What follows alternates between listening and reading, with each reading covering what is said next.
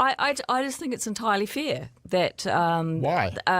that tangata whenua, who were here first, who are an equal partner in the treaty, should have the opportunity to have people representing their views in our democratic institutions. Okay, but the response to that is not everybody believes that the treaty is a partnership, and that is one of the issues that David Seymour is pushing pretty hard. The idea of a treaty as a partnership goes back to 1975. That wasn't an issue before. That is something that has been created. And there are a lot of people, myself included, who think the idea of assigning separate political rights. See, this is sort of dishonest. You know, this is where people jump around with their position and they can make one. Like what we often say is we challenge people from ACT, like David Seymour, if you want to bring this equality based on race, what about based on gender? What about based on disability? What about based on religion? Because there are also places where we discriminate against legally. And that's kind of the point that that Mr. Hooton gets to. He doesn't quite explain it like that, but it's sort of where he goes as well. They're not right. Separate. You're they're correct. equal. But we are putting people in different categories based on their race, and I think or gender or sex or disability or age, voting over 18, pension at 65, or religion, only male priests. We do it all the time, but these guys only have a problem when it's based on race. But we do it all the time and they never have a problem with the other areas. think that is... We're not. They have a choice. They don't have to. No, they don't. But I couldn't go and sign up for the Maori Ward. No, but you can't vote in the Otara electorate either because you don't live there. But those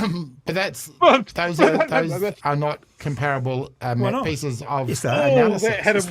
We are saying they're arbitrary. Lines are drawn on a map, and these people can vote here, and these people can vote there.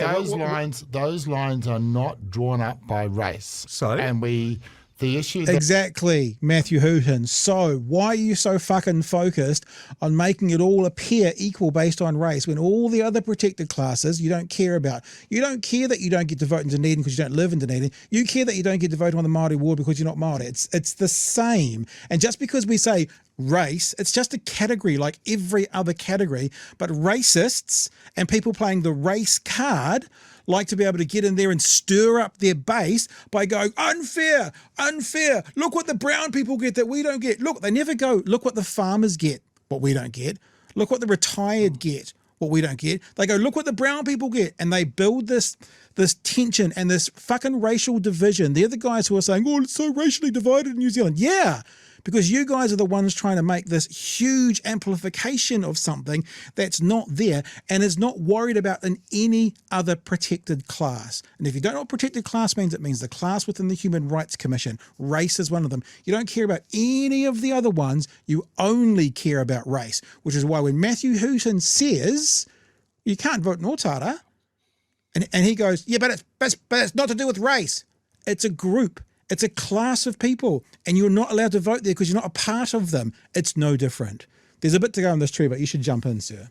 I just literally want to point out his most egregious reframing of history, that none of this mattered until 1975. Yeah. None of this mattered until 1975 because the European structures that we put in this country and our European governments roundly ignored the treaty for near 100 years, to the point where Māori stood up and said it can't go on, and the Treaty of Waitangi, or the Waitangi Tribunal came out of that, out of protests and hikois, and people standing up and going, we've put up with this for too long. We fought for this country. We went overseas and died for this country, and we're still getting treated like shit. And that is the world that ACT want to reinvent and just go wibbly wobbly woo. Everybody's equal. We're all white now, unless you go in front of the courts or need to go to hospital. You know, then you're not, then you're a brown person, but you'll be dead soon. It'll be fine. And I don't think that these chuds have really realized how much things have shifted in this country and how much people see through this bullshit.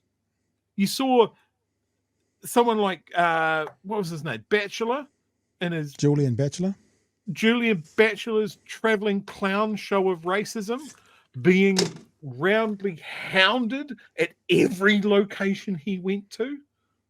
People don't want it.